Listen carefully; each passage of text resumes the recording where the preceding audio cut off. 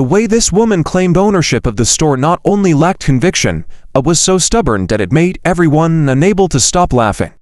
Not only did she ignore the police's requests, but she continued to cling to this far-fetched claim as if it were the only defense for her actions. What's even more surprising is that she still held on to unpaid items, as if she were participating in a risky game, unaware of how it might end. Nevertheless, the police's initial efforts to handle the situation calmly and politely quickly became ineffective in the face of her stubbornness. Instead of just talking, they were forced to take stronger action. Struggles and wrestling began to take place, like a fierce battle between reason and obstinacy, between the law and defiance.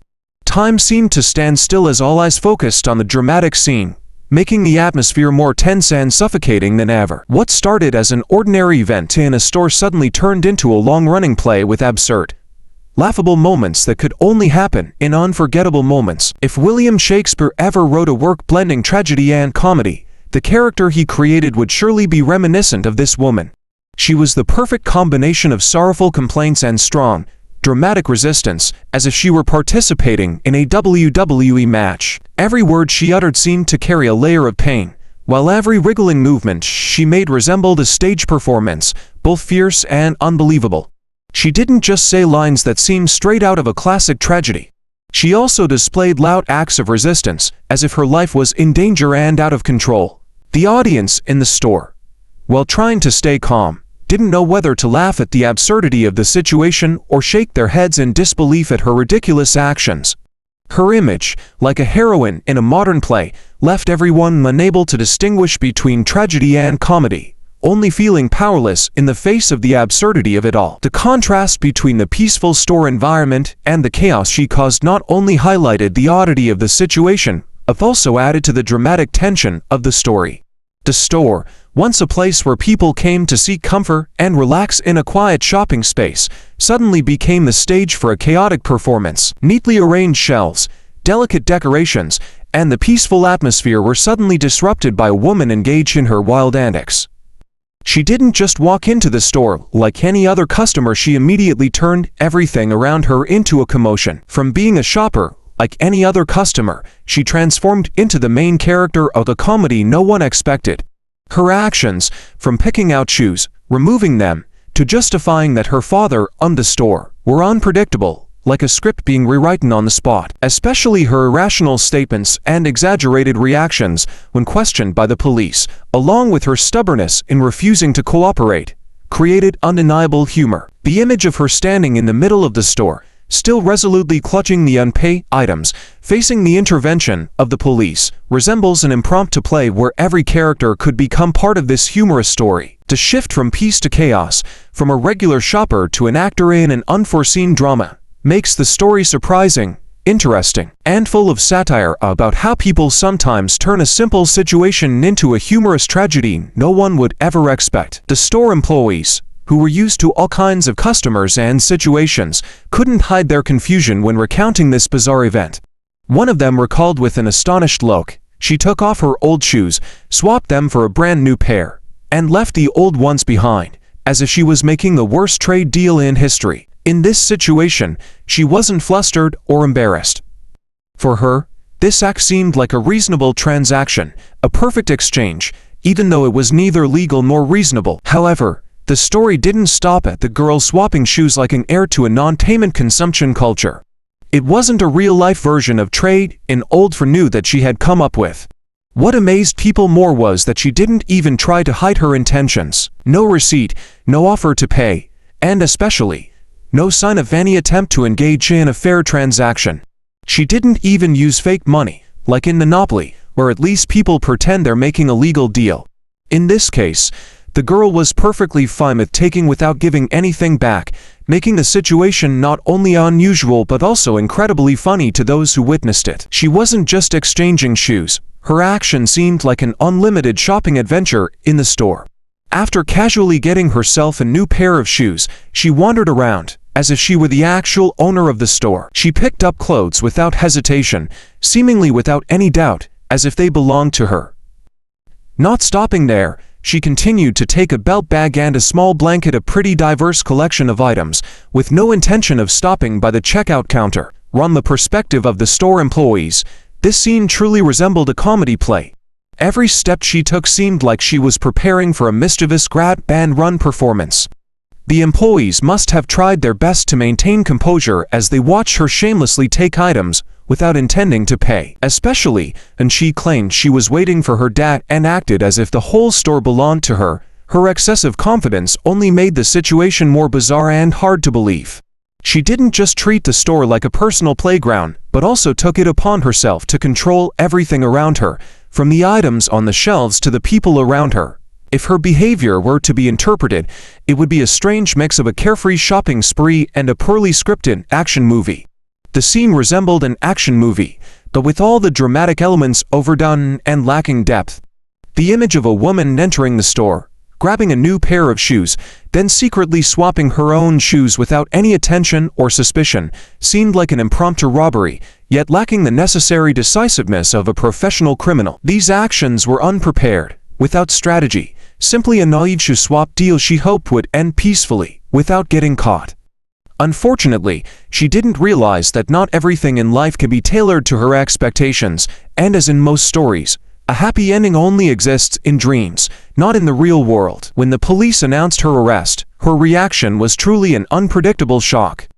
Not only was she arrested, but she also reacted as if she were stepping into the climax of a tragicomedy. "This is illegal," she shouted, in a tone so dramatic that someone could think she was playing the lead role in a soap opera. Instead of complying with the police's orders, she chose to resist, making everything chaotic and uncontrollable. Every word, every movement of hers felt like an unexpected action scene, with the police becoming the main characters in an impromptu play. Though when she continued to insist that everything was wrong and illegal, she dug herself deeper into the trap she had set. The happy ending she hoped for became more distant and harder to achieve than ever before.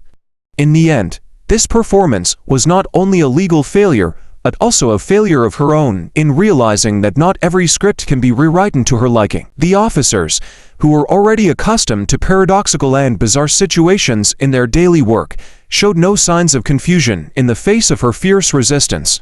They kept calm, like experienced warriors, patiently repeating every word of a familiar command: "Stop resisting."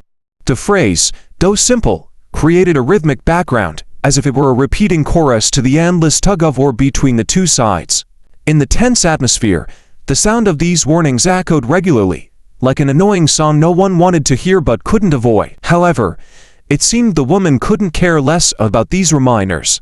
She continued to struggle, her body jerking fiercely like a fish stranded on land, trying to escape the grip of law enforcement. She didn't just resist physically, but also showed arrogance toward the situation by continuously screaming, interrupting the officers' efforts.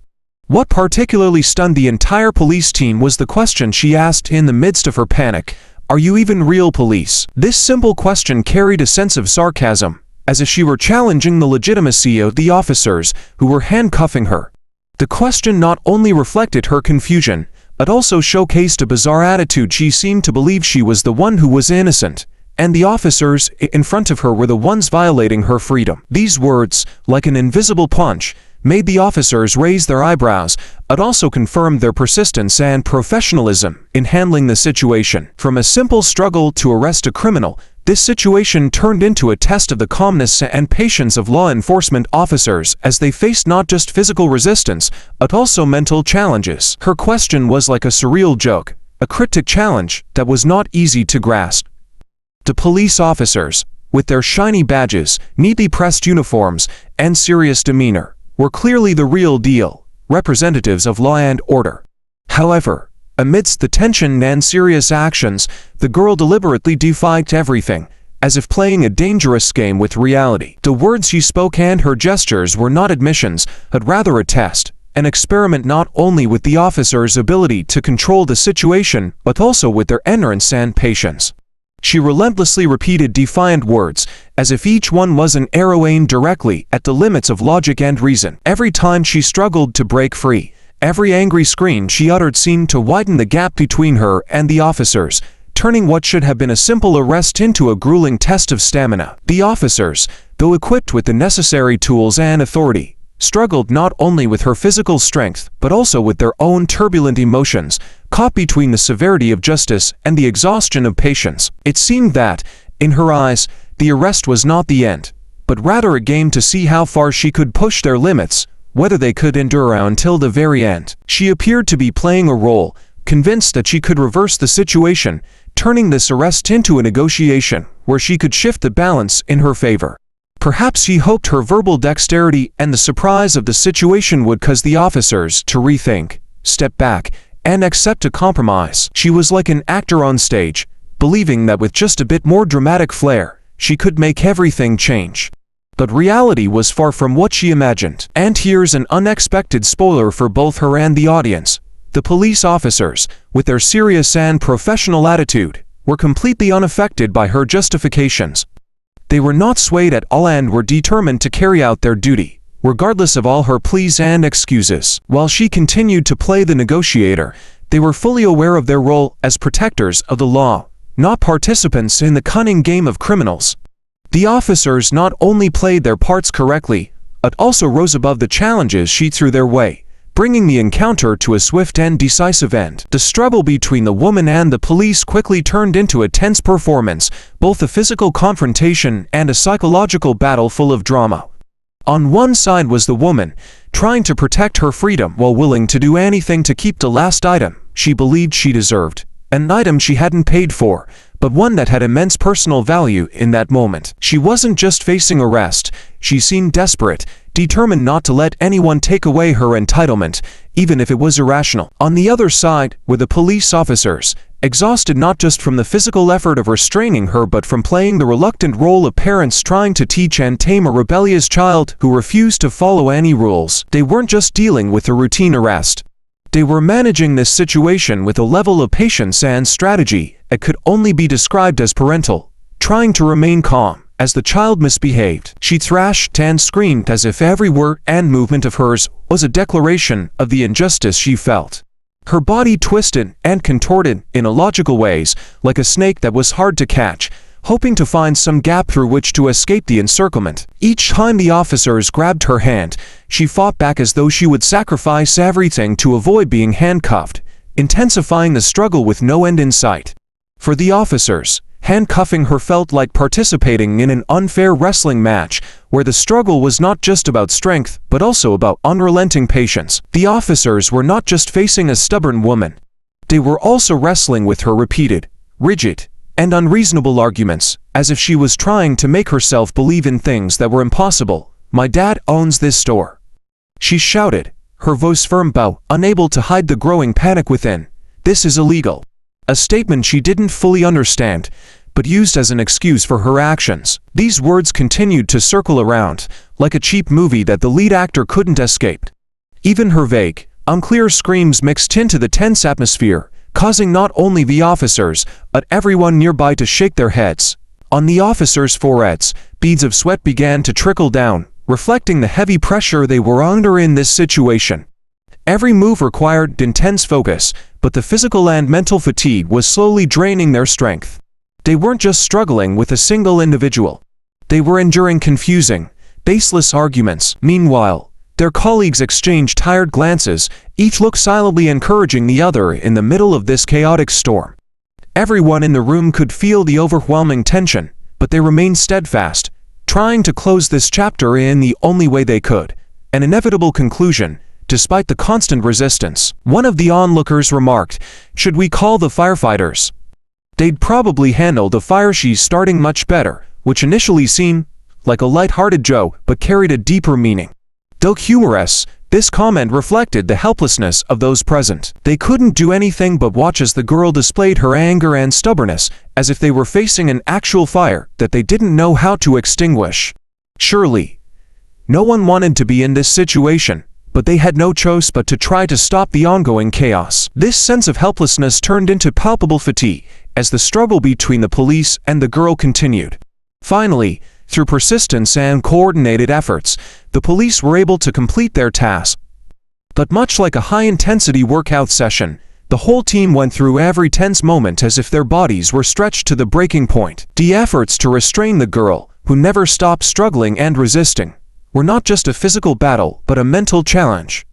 They weren't just facing opposition from an individual, but enduring the feeling of being trapped in the whirlwind she created. The chaos in the store gradually subsided, but the atmosphere remained tense, as though a storm had just passed and everyone was still shaken by the tempest. Although the shouting had ceased, the air felt heavy, as if everyone was waiting for something to happen. The scene felt like an uneasy moment between silence, a silence that hung over everything, filled with suspense, as if a fire had not yet been completely extinguished. The woman, with a tense expression and eyes still full of doubt, kept muttering weak protests as she was escorted away. Her words seemed meaningless and lacked any convincing power, yet they were a sign of her desperation. "This is unfair, I'll report you, you'll pay for this," she mumbled, her words drifting like gentle waves lapping at the shore, but unable to create any bigger impact. These incessant utterances, although legally or logically unconvincing, created a vague curtain of resistance with no end in sight. Meanwhile, some store employees, after witnessing this drama, could only breathe a sigh of relief. They tried to get back to their routine work, but their gazes still held some disbelief, as if they couldn't quite believe what had just happened. Some of them smiled, unsure whether they had just witnessed a comedy or were unwilling participants in an emergency drill. It felt like they were living in a play where their roles had no clear script. That feeling made them wonder whether this was part of their daily work or just an unbelievable rare incident. In reality, no one could predict how it would all end, but there was no denying that after this confrontation, everyone present would walk away with an unforgettable story, or at least a reluctant smile about the unpredictable situations life throws at you. After subduing the suspect, the police didn't rush to take her out, but instead turned their attention to her collection of items she had cleverly chosen.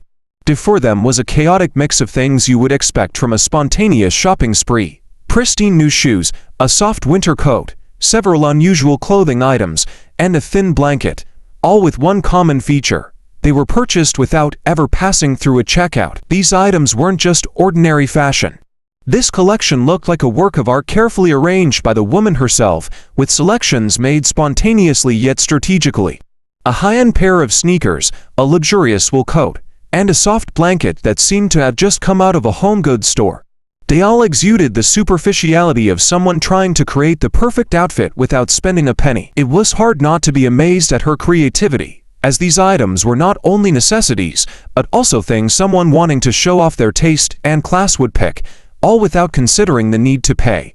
She must have thought she was participating in a fastest shopping without spending a penny contest, not hesitating to choose luxurious items as though they were trophies from a no-one-can-stop-me adventure. When the police looked at the pile of items, they realized this wasn't just an ordinary theft, but a bold, sophisticated act by a woman who seemed to think she could have it all without any consequences. When asked, the store employees confirmed, she didn't ask permission to take these items.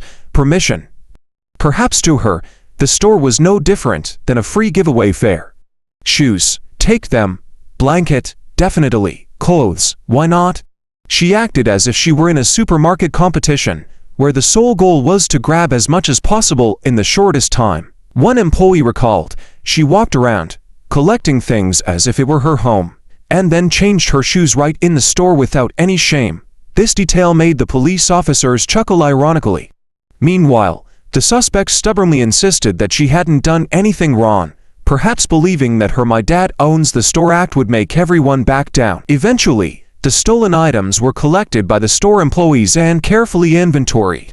They even tried to maintain a polite attitude, though the store now resembled a battlefield. After the failed raid, each item was photographed by the police as evidence, a clear reminder that no one could turn a shopping mall into their own personal wardrobe without facing consequences. Store employees recounted that the woman had been in the store for more than an hour, not to shop like other customers, but to wait for her dad.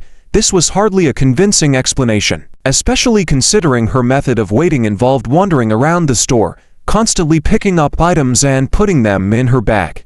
She wandered around like a lost tourist, as if trying to find a way out of a maze rather than a store. One employee humorously noted. The odd behavior didn't stop there. When an employee politely asked if she needed help, a subtle reminder that this wasn't a waiting area for relatives, she responded with meaningless phrases.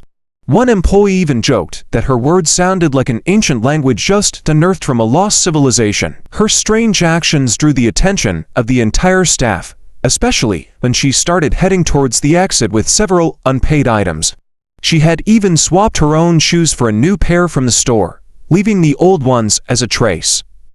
When employees asked her to return to the checkout, her response was a denial of responsibility, mixed with a touch of drama, as if she were the leading actress in a live comedy show. Finally, realizing the situation was getting out of hand, the employees decided to call the police. We wanted to believe she was just confused, but this confusion lasted over an hour. This wasn't a misunderstanding, it was intentional, one concluded.